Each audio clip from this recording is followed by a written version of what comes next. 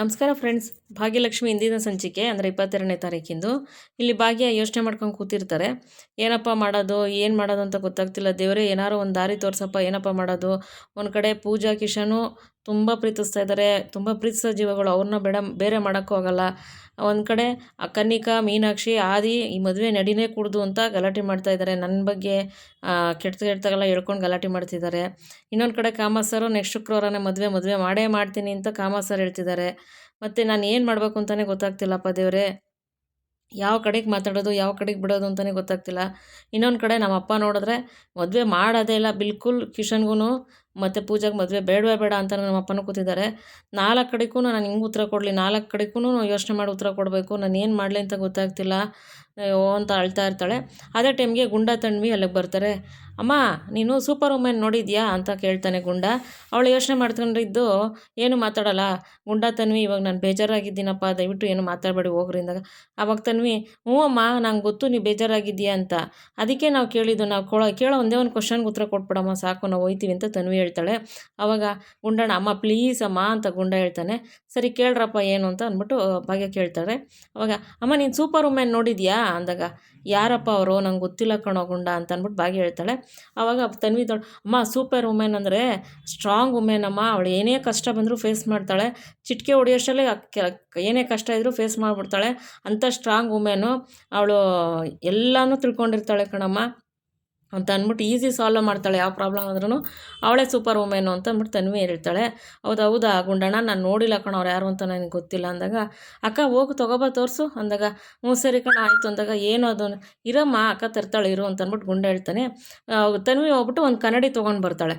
ಕನ್ನಡಿ ತೊಗೊಂಡು ಬಂದ್ಬಿಟ್ಟು ಕನ್ನಡಿನ ಬಾಗಿನ ಮುಂದೆ ಹಿಡಿದು, ಅಮ್ಮ ನೋಡಿಲಿ ಅಂದಾಗ, ಇಲ್ಲಿ ಕಾಣಿಸ್ತಾಳೆ ಸೂಪರ್ ವುಮೆನ್ ನೋಡು ಅಂತ ತನ್ವಿ ಕನ್ನಡಿ ಬಾಗಿನ ಮುಂದೆ ಹಿಡಿತಾಳೆ. ಅವಾಗ ಆ ಕಡೆ ಈ ಕಡೆ ಎಲ್ಲ ಭಾಗ್ಯ ನೋಡ್ತಾಳೆ. ಕನ್ನಡಿಲಿ ಏನು ಕಾಣಲ್ಲ. ಇದೇನು ತನ್ವಿ, ಏನು ಕಾಣ್ತಿಲ್ವಲ್ಲ ಬಂಗಾರಿ, ನನ್ನ ಮುಖ ಮಾತ್ರ ಕಾಣ್ತಿದೆ ಕನ್ನಡಿಲಿ, ಇನ್ನೇನು ಕಾಣ್ತಾ ಇಲ್ಲ, ಎಲ್ಲ ಸೂಪರ್ ವುಮೆನ್ ಅವರೇ ಅಂತ ಹೇಳ್ದಲ್ಲ ಬಂಗಾರಿ ಅಂದಾಗ, ನೋಡಮ್ಮ ನೀನೇ ಕಣಮ್ಮ ಸೂಪರ್ ವುಮೆನು, ನಿಂಗೆ ಅಷ್ಟು ಗೊತ್ತಾಗ್ತಿಲ್ವಾ, ನೀನು ಕಾಣ್ತಿದ್ರೆ ನೀನೇ ಸೂಪರ್ ವುಮೆನು. ನೀನು ಅಮ್ಮ ಇದು ಎಷ್ಟು ದೊಡ್ಡ ಪ್ರಾಬ್ಲಮ್ ಅಂತ ನನಗೆ ಗೊತ್ತಿಲ್ಲ. ಪೂಜಾ ಚಿಕ್ಕಿದು, ಕಿಶನ್ ಚಿಕ್ಕಪ್ಪನ ಮದುವೆ ಎಷ್ಟು ಪ್ರಾಬ್ಲಮ್ ಅಂತ ನನಗೆ ಗೊತ್ತಿಲ್ಲ. ಆದರೆ ಪ್ರಾಬ್ಲಮ್ ಇದೆ ಅಂತ ಮಾತ್ರ ಗೊತ್ತು. ಅದಕ್ಕೆ ಎಂಥ ಪ್ರಾಬ್ಲಮ್ ಆದ್ರೂ ನೀನು ಸಾಲ್ವ್ ಮಾಡೇ ಮಾಡ್ತೀಯ. ಎಷ್ಟು ಕಷ್ಟನ ಫೇಸ್ ಮಾಡಿದ್ಯಾ, ಎಷ್ಟು ಕಷ್ಟನ ಎದುರಿಸಿದ್ಯಾ, ಎಲ್ಲದಕ್ಕೂ ಸೊಲ್ಯೂಷನ್ ಹುಡುಕಿದ್ಯಾ, ಸಾಲ್ವ್ ಮಾಡಿದ್ಯಾ, ಗಟ್ಟಿಯಾಗಿ ನಿಂತಿದ್ಯಾ. ಇದೇನು ಪ್ರಾಬ್ಲಮ್ ಏನಮ್ಮ ನಿನಗೆ, ನೀನು ಇದನ್ನು ಸಾಲ್ವ್ ಮಾಡ್ತೀಯ ಅಂತ ನಮಗೆ ಗೊತ್ತು ಕಣಮ್ಮ ಅಂತ ತನ್ವಿ ಹೇಳ್ತಾಳೆ. ಅವಾಗ ಬಾಗಿನ ತುಂಬಾ ಖುಷಿ ಆಗುತ್ತೆ. ಅವಾಗ ಗುಂಡೇನು ಹೇಳ್ತಾನೆ, ಅಮ್ಮ ನಮಗೆ ಎಕ್ಸಾಮಲ್ಲಿ ಒಂದು ಕ್ವಶನ್ಗೆ ಮಲ್ಟಿಪಲ್ ಚಾಯ್ಸ್ ಕೊಟ್ಟಿರ್ತಾರೆ, ಅಂದರೆ 4 ಆನ್ಸರ್ಸ್ ಕೊಟ್ಟಿರ್ತಾರೆ. ಆ 4 ಯಾವ್ದು ಆನ್ಸರು ಅಂತ ಹುಡುಕ್ ಬರೆಯೋಕ್ಕೆ ನನಗೆ ಕಷ್ಟ ಆಗ್ತದೆ. ಆದರೆ ನೀನು ಹಂಗಲ್ಲಮ್ಮ, ನಿನ್ನ ಲೈಫಲ್ಲಿ ಮಲ್ಟಿಪಲ್ ಚಾಯ್ಸೇ ಇಲ್ಲ, ಆದರೂ ನೀನು ಕರೆಕ್ಟ್ ಡಿಸಿಷನ್ ತೊಗೊಂಡು ಕರೆಕ್ಟ್ ಆನ್ಸರ್ ಮಾಡಿರ್ತೀಯ.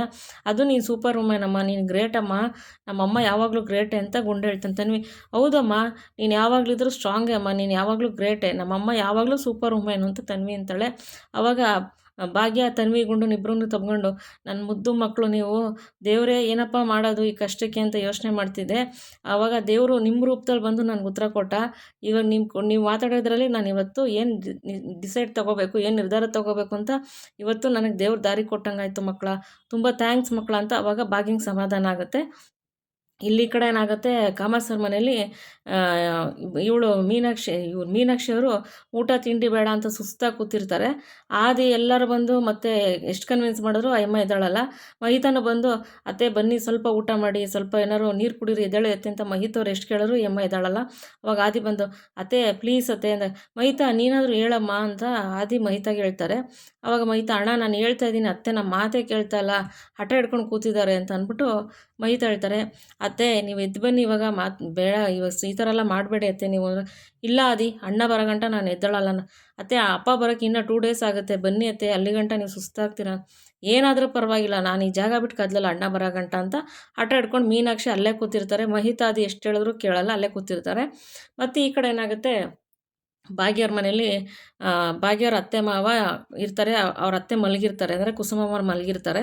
ಆಮೇಲೆ ಧರ್ಮಣ್ಣವ್ರು ಬುಕ್ ಓದ್ಕೊಂಡು ಕೂತಿರ್ತಾರೆ. ಆಮೇಲೆ ಕುಸುಮವ್ರು ಎದ್ಬಿಟ್ಟು, ಅಯ್ಯೋ ಇಷ್ಟೊತ್ತಕ್ಕ ಮಲಗಿಬಿಟ್ಟಿದ್ದೀನಿ, ಎಬ್ಬರಿಸ್ಬಾರ್ದೇನ್ರಿ ನೀವು ಅಂತಂದ್ಬಿಟ್ಟು ಕುಸುಮವ್ರು ಕೇಳ್ತಾರೆ. ಆವಾಗ ಭಾಗ್ಯವ್ರ ಮಾವ, ಬಿಡು ಕುಸುಮ, ಇವಾಗ ಎದ್ದು ನೀನೇನು ಕೆಲಸ ಮಾಡಬೇಕು, ಪರವಾಗಿಲ್ಲ ಬಿಡು, ಸ್ವಲ್ಪ ಹೊತ್ತು ಮಲಿಕೋ, ಇವಾಗ ಹೆಂಗೋ ನಿನ್ನ ಮನ್ಸು ಹಗುರ ಆಯ್ತಲ್ವಾ, ಸ್ವಲ್ಪ ಹೊತ್ತು ನಿದ್ದೆ ಮಾಡು, ರಿಲ್ಯಾಕ್ಸ್ ಮಾಡ್ಕೋ ಅಂತ ಅಂದ್ಬಿಟ್ಟು ಧರ್ಮಣ್ಣವ್ರು ಹೇಳ್ತಾರೆ.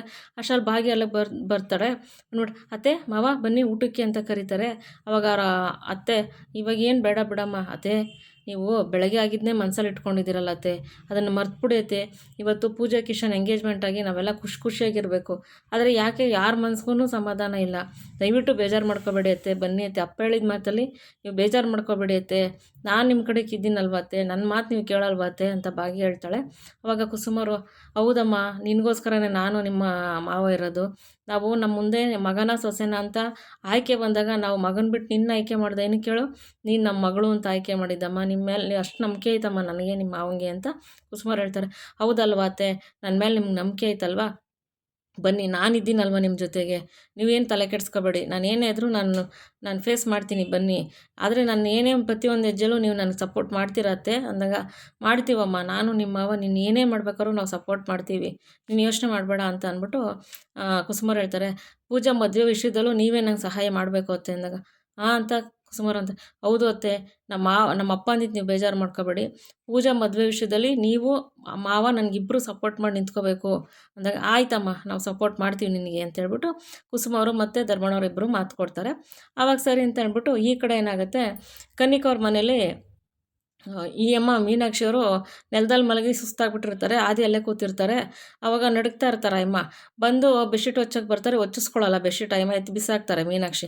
ಆವಾಗ ಅತ್ತೆ ಯಾಕತ್ತೆ ಈ ಥರ ಎಲ್ಲ ಹಠ ಮಾಡ್ತಿದ್ದೀರಾ, ಪ್ಲೀಸ್ ಅತ್ತೆ ಬನ್ನಿ ಊಟ ಮಾಡಿ, ನೀವು ಸುಸ್ತಾಗಿದ್ದೀರಾ, ಪ್ಲೀಸ್ ಎದ್ದು ಬನ್ನಿ ಅತ್ತೆ ಅಂತ ಅಂದ್ಬಿಟ್ಟು ಆದಿ ಎಷ್ಟು ಕೇಳಿದ್ರು ಈ ಅಮ್ಮ ರೆಸ್ಪಾನ್ಸ್ ಕೊಡಲ್ಲ ಮೀನಾಕ್ಷಿ. ಮತ್ತು ಅಲ್ಲಿ ಬೇರೆಯವ್ರ ಕೆಲಸ ಮಾಡ್ತಿರ್ತಾರಲ್ಲ ಅವರು ಹೇಳ್ತಾರೆ, ನಾವು ಕೇಳಿದ್ವಿ ಸರ್, ಮೇಡಮ್ ಏನಕ್ಕೂ ಉತ್ತರ ಕೊಡ್ತಾ ಇಲ್ಲ, ನಮ್ಮನ್ನೇ ಬೈತಾ ಇದ್ದಾರೆ ಅಂತ ಅಂದ್ಬಿಟ್ಟು ಆ ಅಮ್ಮನೂ ಹೇಳ್ತಾರೆ. ಅವಾಗ ಅತ್ತೆ ನೀವು ಈ ಥರ ಎಲ್ಲ ಹಠ ಮಾಡೋದು ತಪ್ಪು, ಎದ್ದು ಬನ್ನಿ ಅತ್ತೆ, ಸುಸ್ತಾಗಿದ್ದೀರಾ, ಬನ್ನಿ ಎದ್ದೇಳಿ ಮೇಲೆ ಅಂತ ಹೇಳ್ಬಿಟ್ಟು ಆದಿ ಎಷ್ಟು ಹೇಳಿದ್ರು ಅಮ್ಮ ಮೇಲ್ಬಿಟ್ಟು ಎದ್ದಾಳಲ್ಲ, ಸುಸ್ತಾಗ್ಬಿಟ್ಟಿರ್ತಾರೆ ಫುಲ್ಲುನು. ಅದೇ ಟೈಮ್ಗೆ ಕೆಮ್ತಾ ಇರ್ತಾರೆ.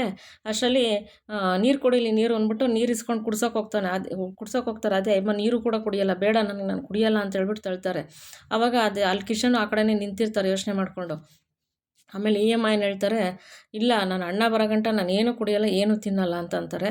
ಆಮೇಲೆ ಅತ್ತೆ ನೀವೇನು ಮಾಡ್ತಿದ್ದೀರ ಅಂತ ಗೊತ್ತಿದೆಯಾ ನಿಮಗೆ ಅಂತ ಅಂದ್ಬಿಟ್ಟು ಆದಿ ಹೇಳಿದಾಗ, ಹೌದು ಆದಿ, ನಾನೇನು ತಿನ್ನಲ್ಲ ಕುಡಿಯೋಲ್ಲ ಅಣ್ಣ ಬರೋಗಂಟ, ಈ ಮದುವೆ ನಿಲ್ಲಿಸ್ಬೇಕು, ಆವಾಗ ನಾನು ಊಟ ಮಾಡಬೇಕು, ಈ ಮದುವೆ ನಿಲ್ಲಿಸೋ ಗಂಟನೂ ನನಗೆ ಸಮಾಧಾನ ಇಲ್ಲ, ನಾನು ಉಪವಾಸ ಬಿಡಲ್ಲ ಈ ಮದುವೆ ನಿಲ್ಲೋ ಗಂಟನೂ ಅಂತ ಅಂದಾಗ, ಆಮೇಲೆ ಅತ್ತೆ ನೀವು ಅಷ್ಟೊಂದು ಸುಸ್ತಾಗ್ಬಿಡ್ತೀರಾ, ಎದ್ದೇಳಿ ಅತ್ತೆ ಅಂತ ಅಂದಾಗ, ಏನು ಸುಸ್ತಾದ್ರೂ ಪರವಾಗಿಲ್ಲ, ನನ್ನ ಹಣ ಬಿದ್ದರೂ ಪರವಾಗಿಲ್ಲ, ನಾನು ಈ ಮದುವೆ ಆಗೋಕ್ಕಂತೂ ಬಿಡಲ್ಲ ಅಂತ ಅಂದ್ಬಿಟ್ಟು ಮೀನಾಕ್ಷಿ ಹೇಳ್ತಾರೆ. ಕಿಶನ್ ಅಲ್ಲೇ ನಿಂತ್ಕೊಂಡಿದ್ದು ಬರ್ತಾ ಇರ್ತಾರೆ. ಅಷ್ಟರಲ್ಲಿ ಆದಿ, ನೋಡ್ದಾ ಇಷ್ಟೆಲ್ಲ ನಿನ್ನಿಂದ ಆಗಬೇಕಾ, ಆ ಪೂಜಾ ಭಾಗ್ಯ ಈ ಮನೆಗೆ ಬೇಡ ಅಂತ ಎಷ್ಟು ಹೇಳ್ತಾಯಿದ್ರು ಕೇಳ್ತಾ ಇರಲ್ವಾ, ಆ ಎಂಗೇಜ್ಮೆಂಟ್ ಆದಾಗಲಿಂದ ನಮ್ಮ ಮನೆ ನೆಮ್ಮದಿನೇ ಇಲ್ದಂಗೆ ಆಗಿದೆ, ಎಷ್ಟು ಹೇಳಿದ್ರು ನೀನು ಕೇಳ್ತಾ ಇಲ್ಲ, ಬಾ ಇಲ್ಲಿ ಅಂತ ಅಂದ್ಬಿಟ್ಟು ಆದಿ ಕಿಶನ್ನ ಬೈತಾರೆ. ಕಿಶನ್ ಬಂದು, ಅತ್ತೆ ಪ್ಲೀಸ್ ಅತ್ತೆ ಏನಾದ್ರು ತಿನ್ನಿ ಅತ್ತೆ, ಪ್ಲೀಸ್ ಹಠ ಮಾಡಬೇಡಿ ಅತ್ತೆ, ಪೂಜೆ ನಾನು ತುಂಬ ಇಷ್ಟಪಡ್ತಾ ಇದ್ದೀವಿ ಅತ್ತೆ, ದಯವಿಟ್ಟು ನೀವು ಈ ಸಂಬಂಧ ಬಿಡಿಸ್ಬೇಡಿ ಅತ್ತೆ, ಪ್ಲೀಸ್ ಅತ್ತೆ, ಪೂಜೆನ ಬಿಟ್ಟು ಬದುಕೋ ಶಕ್ತಿ ನನಗಿಲ್ಲ ಅತ್ತೆ ಅಂದಾಗ, ನನಗೆ ಗೊತ್ತು ಕಣೋ ನೀನು ನನ್ನ ಮಾತು ಕೇಳಲ್ಲ ಅಂತ ನನಗೆ ಗೊತ್ತು, ನಾನು ಹೇಳಿಲ್ವಾ ಆದಿ ಅಂತ ಅಂದ್ಬಿಟ್ಟು ಮೀನಾಕ್ಷಿ ಹೇಳ್ತಾರೆ.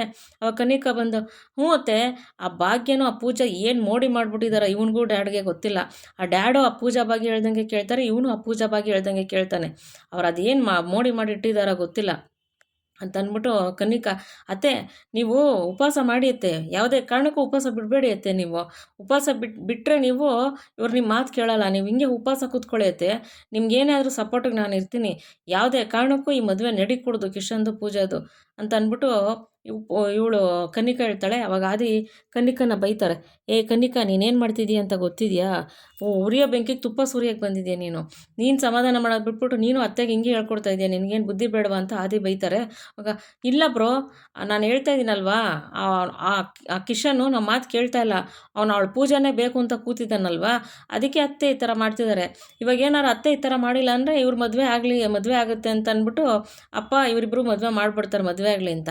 ಅತ್ತೆ ಈ ಥರ ಉಪವಾಸ ಕೂತ್ರೆ ಅಪ್ಪ ಮದುವೆ ನಿಲ್ಲಿಸ್ತಾರೆ, ಯಾವುದೇ ಕಾರಣಕ್ಕೂ ಈ ಕಿಶನ್ಗೆ ಆ ಪೂಜೆಗೆ ಮದುವೆ ಮಾಡಬಾರ್ದು, ಅವ್ರು ಯಾವತ್ತಿದ್ರೂ ನಮ್ಮ ಮನೆ ಡಿವೈಡ್ ಮಾಡಬೇಕು ಅಂತ ಕಾಯ್ತಾ ಇದ್ದಾರೆ.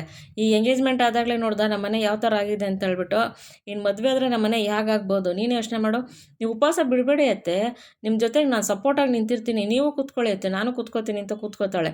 ಅವಾಗ ಆದಿ ಬೈತಾರೆ, ಏನು ಕನಿಕಾ ನೀನು ಈ ಅತ್ತೆಗೆ ಸಪೋರ್ಟ್ ಮಾಡ್ತಿದ್ದೀಯ, ಅತ್ತೆಗೆ ಹೇಳ್ಬೇಕು ತಾನೆ ಅಂತ. ಅವಾಗ ಕಿಶನ್ ಯೋಚನೆ ಮಾಡ್ಕೊಂಡು ಎದ್ದು ಬಂದು, ಏನಪ್ಪ ಮಾಡಲಿ ದೇವರೇ ಏನಾರು ದಾರಿ ತೋರ್ಸಪ್ಪ ಅಂದ್ಬಿಟ್ಟು ಇದಕ್ಕೆಲ್ಲ ಸೊಲ್ಯೂಷನು ಪೂಜೆ ಅಕ್ಕಂಗೆನೆ ನಾನು ಭಾಗ್ಯಕ್ಕಂಗೆ ಫೋನ್ ಮಾಡ್ತೀನಿ, ಅವರೇ ಇದಕ್ಕೆಲ್ಲ ಕರೆಕ್ಟಾಗಿ ಸೊಲ್ಯೂಷನ್ ಹುಡುಕ್ತಾರೆ ಅಂತ ಹೇಳ್ಬಿಟ್ಟು ಫೋನ್ ಮಾಡಬೇಕು ಅಂದ್ಕೊಂಡಿರ್ತಾನೆ. ಅಷ್ಟರಲ್ಲಿ ಭಾಗ್ಯ ಅವ್ರ ಅಪ್ಪ ಅವರಮ್ಮ ಪೂಜನ್ನ ಭಾಗ್ಯವ್ರ ಮನೆಗೆ ಬರೋಕ್ಕೆ ಹೇಳಿರ್ತಾರೆ. ಅಷ್ಟರಲ್ಲಿ ಅವ್ರ ಅಪ್ಪ ಅಮ್ಮ ಪೂಜಾ ಭಾಗ್ಯವ್ರ ಮನೆಗೆ ಬರ್ತಾರೆ. ಭಾಗ್ಯ ಅಂದಾಗ ಅಪ್ಪ ಅಮ್ಮ ಬನ್ನಿ ಬನ್ನಿ ಅಂದಾಗ ಏನಮ್ಮ ವಿಷಯ ಅಂತ ಅವರಪ್ಪ ಕೇಳ್ತಾರೆ. ಬನ್ನಿ ಅಪ್ಪ ಒಳಗಡೆ, ಬಾಗ್ಲಲ್ಲೇ ನಿಂತ್ಕೊಂಡು ಮಾತಾಡ್ತಿದ್ದೀರಲ್ಲ ಬನ್ನಿ ಒಳಗಡೆ ಅಂತ ಭಾಗ್ಯ ಒಳಗೆ ಕರೆದು ಅಪ್ಪ ಅಮ್ಮನ ಕೂರಿಸ್ತಾರೆ.